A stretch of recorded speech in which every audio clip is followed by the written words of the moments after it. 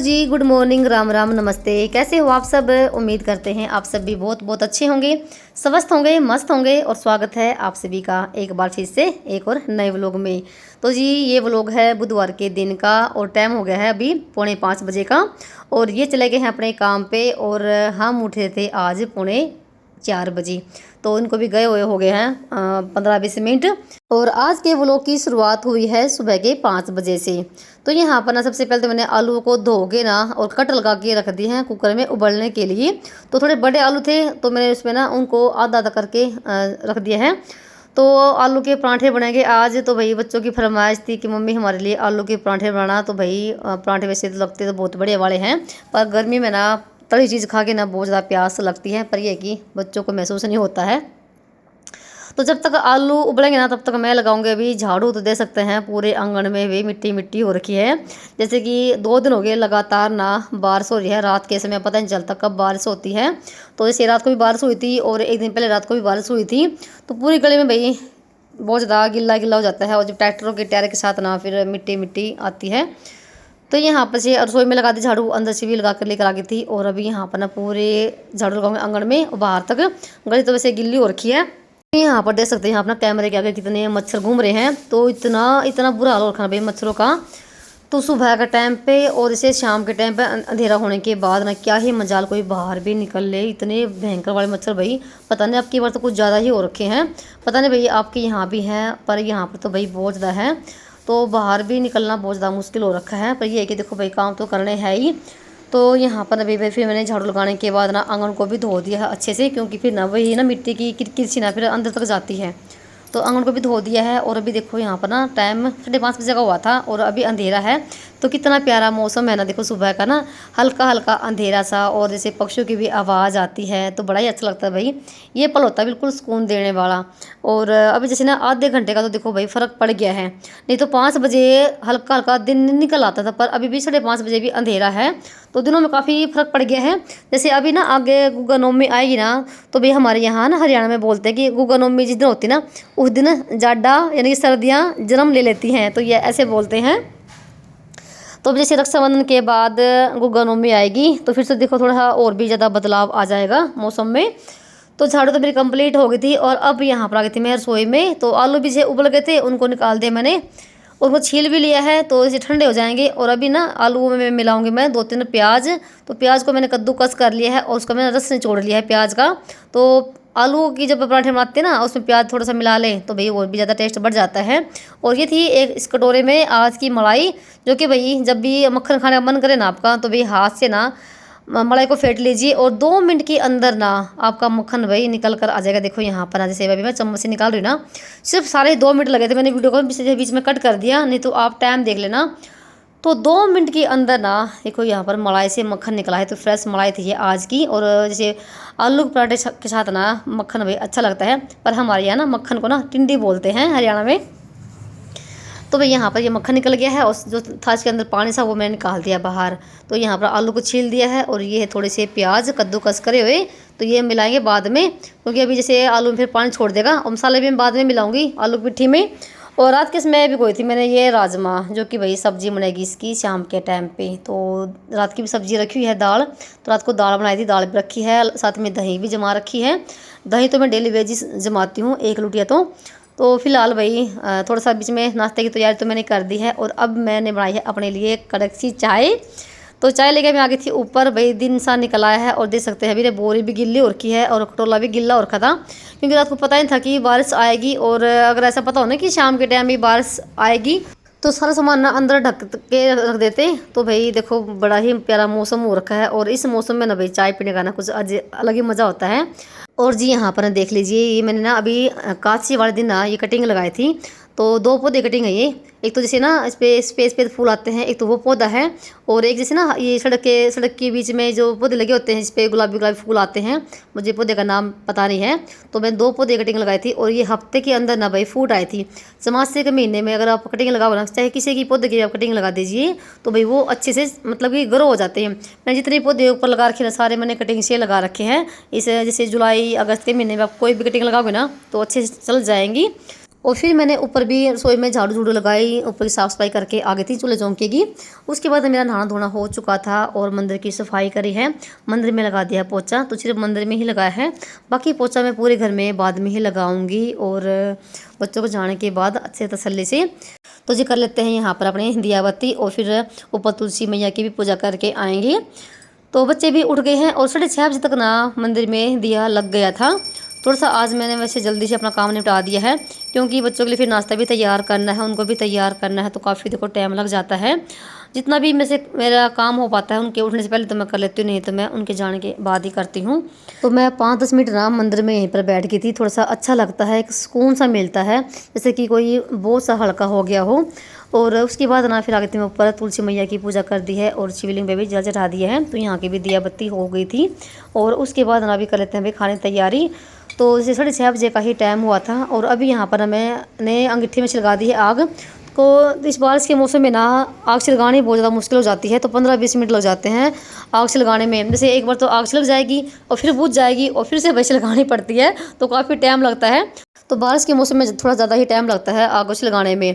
और कल वाली वीडियो पे एक बहन ने कमेंट भी किया था कि ना चूल्हे में तो फूंक मारनी पड़ती है बार बार, तब जाके आग छिलकती है, अंगीठी में तो फूंक भी नहीं मारनी पड़ती। तो भाई ये बात तो सही है, अंगीठी में तो कोई फूंक मारने की जरूरत नहीं है। बस ये कि अगर आग नहीं छिलक रही ना, तो दोबारा से जैसे कोई कत्तर में पन्नी के साथ आग छिलका लेते हैं। और आग ऐसी छिलकेगी कि बुझने का नाम नहीं है बिल्कुल भी। और देखो ना ही धुआं उठता है अंगीठी में। और चूल्हे में तो ये क्या है कि एक बार आग बुझ गई ना भाई, इतना धुआं हो जाता है ना बहुत ज़्यादा, और टाइम भी लगता है चूल्हे पे खाना बनाने में। मैं भी जैसे चूल्हे पे सर्दियों में खाना बनाती हूँ, तो वैसे तो मैंने काफ़ी दिन हो गया चूल्हे पे रोटी बनाए हुए, अंगीठी में थोड़ा जल्दी बन जाती है। तो चलिए बना लेते हैं गर्मा गर्म आलू के पराठे, और एक ही रोटी में भर के बना रही हूँ मैं। और देखो कितने बड़े वाली भाई, वैसे लगते तो भाई स्वादिष्ट है आलू के पराठे, पर भाई बाद में ना जो पानी की प्यास लगती ना, तो भाई अलग ही है।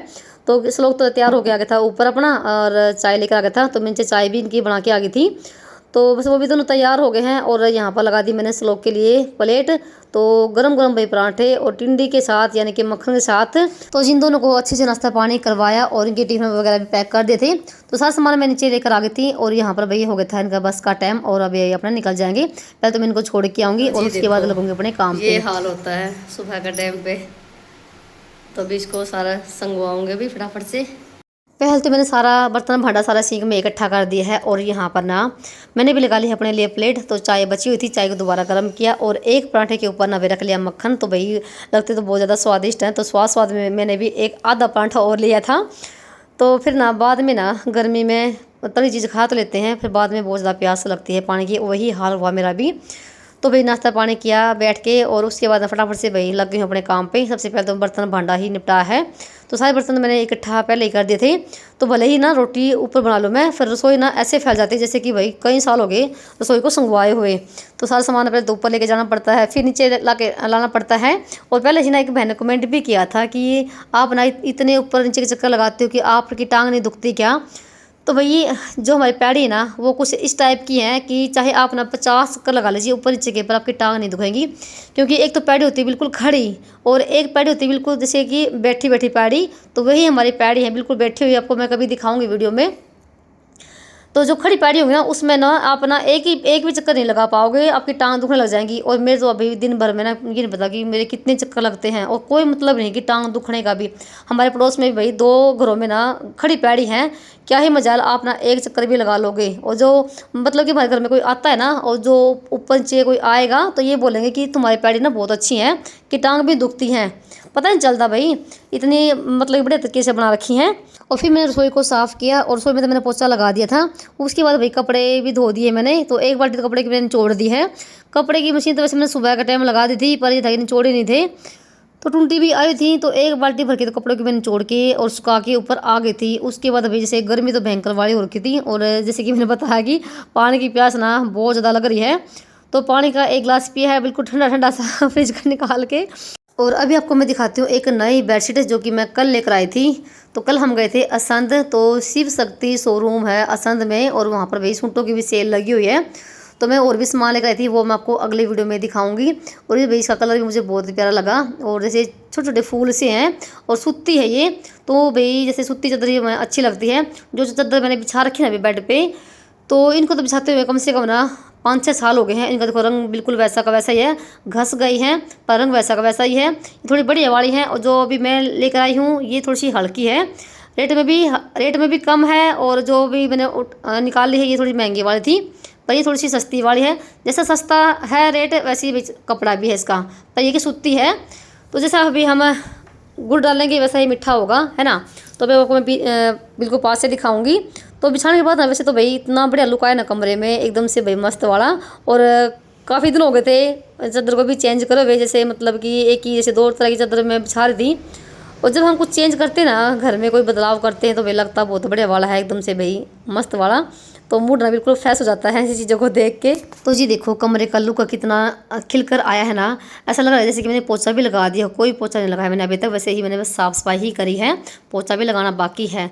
तो एक चादर को चेंज करने से ना कमरे में कितना बड़ा बदलाव आया है। और सच में भाई बहुत अच्छा लगता है जब हम ना काफ़ी दिनों के बाद कोई चीज़ को हम चेंज करते हैं, बिछाते ना, तो अच्छा लगता है। क्योंकि भाई हम भी ना उन्हीं चीज़ों को बार बार देखते ना, हम भी देखो बोर हो जाते हैं। और यहाँ पर देखो कपड़ा कुछ इसका ऐसा है, जो मैंने चादर हटाई ना उनका कपड़ा बहुत बढ़िया वाला था भाई। वो ना 5-5 6 साल हो गए हैं उन चादरों को मैं यूज़ करते हुए। और एक चादर को तो 8-9 साल हो गए हैं, जो एक है चादर एक जैसे क्या बोलते हैं जामुनी से रंग की, कई बार जैसे बिछाती भी उसको मैं, वो भी बिल्कुल भाई घस गई है, पर अभी भी इसका रंग नहीं निकला है। तो भाई ये सब लेकर आई थी, और जो बाकी सामान लेकर आई थी वो मैं आपको मैं अगली वीडियो में दिखाऊंगी। तो भाई आप ना अगर आप आसपास रहते हो असंध के, तो शिव शक्ति शोरूम है, वहाँ पर भाई सूटों की सेल भी लगी हुई है। 28 तारीख तक तो जा सकते हैं आप। और अभी ना कल वाली वीडियो पे एक बहन का कमेंट आया था कि बहन आपको भी गुस्सा आता है क्या, आपका भी मूड ख़राब होता है क्या। तो भाई हाँ, मुझे भी गुस्सा आता है, गुस्सा तो मुझे बहुत आता है, और मूड भी ख़राब होता है भाई। कभी कोई ऐसी बात बोल देता है तो भाई देखो मूड तो ख़राब होता ही है। पर भाई मेरा कुछ ऐसा स्वभाव है कि मुझे कोई मुझे कुछ बोल देता ना, तो भाई मैं रोने लग जाती हूँ, मेरे से सहन नहीं होती है बस रोने की सिवा। और कभी कभी ना मूड भी वजह से ख़राब हो जाता है, चाहे किसी ने कुछ भी ना कहा हो, एक वैसे ही कभी कभी हो जाता है ना जैसे। तो मैं क्या करती हूँ, अपने मंदिर में बैठ जाती हूँ, जो घर में मंदिर है। और भाई 15-20 मिनट बैठने के बाद ना एक जैसे अपने आप ही ऐसे आंसू निकलने लग जाते हैं। जैसे भी आप देवी देवताओं को मानते हो ना, तो अपने दिल की बात ना उनके आगे कह दीजिए, और भाई जैसे आपका मन सा भी हल्का हो जाएगा। मैं तो भाई ऐसा ही करती हूँ। और दुनिया वालों को आगे भाई रोने का कोई फ़ायदा नहीं है, क्योंकि वो मजाक उड़ाएंगे। और भगवान तो भाई ऐसे हैं, हमारे दिल की बात सुन भी लेंगे, और हमारा मन भी हल्का हो जाएगा। तो मैं तो देखो ऐसा ही करती हूँ। तो नीचे मैंने पोछा लगाया फिर पूरे घर में अच्छे से। और यहाँ पर ना जो मैंने कपड़े पहले सुखा रखे थे उनको भाई यहाँ से थोड़ा बहुत जो सूख गए थे उनको निकाला है, कुछ उल्टे सुल्टे करे हैं। आजकल इस मौसम में ना कपड़े भाई सूखते काफ़ी लेट हैं, और सारे कपड़े मैंने यहाँ पर ना सारे सुखा दिए हैं, और कुछ दीवारों पर डाल रखे हैं। तो कपड़े बहुत सारे हो रखे थे, और जैसे टाइम भी शायद 9:30 बजे का 10 बजे का हो गया होगा, ध्यान भी नहीं है। और बिना ये ड्राम मैंने धोया है, इसमें काफ़ी वही काई सी जमी हुई थी और गंदा पानी हो रखा था, ख़त्म हो रखा था, क्योंकि काफ़ी दिन हो गए थे इस ड्राम को भरे हुए। तो अभी यहाँ पर इसको धो के अच्छे से ना अभी इसको आधा ड्राम करूँगी। और टूंटी नहर की आई हुई थी, टंकी में पानी छोड़ रखा है। और एक बहन ने और कमेंट किया था कल वाली वीडियो पे कि जैसे ना जिस दिन मेरा भाई गाड़ी लेके आया था, तो उस वाली वीडियो पे एक बहन ने कमेंट कर रखा है कि आपकी भाभी किससे घूंघट कर रही है। तो भाई मेरे बड़े भाई से घूंघट कर रही है, क्योंकि उसका जेठ लगता है भाई। और हमारे यहाँ तो देखो भाई जेठों से ससुरे से घूंघट करते ही हैं, इसलिए वो घूंघट कर रही थी। तो ड्राम को मैंने आधा कर दिया है। और यहाँ पर मैंने बीच में ना राजमा रखी थी उबलने के लिए, वो भी उबल चुकी है। उसकी सब्ज़ी बनेगी शाम के टाइम पे। और अभी आपको मैं दिखा रही हूँ ये कमल के बीज, जिनको कमल गट्टा बोलते हैं। और ये कमल के बीज मैंने अभी ना मीशो ऐप से मंगवाए थे। तो भाई कमल के बीज बोएंगे, और ये कैसे बोएंगे आप अभी दिखाती हूँ आपको।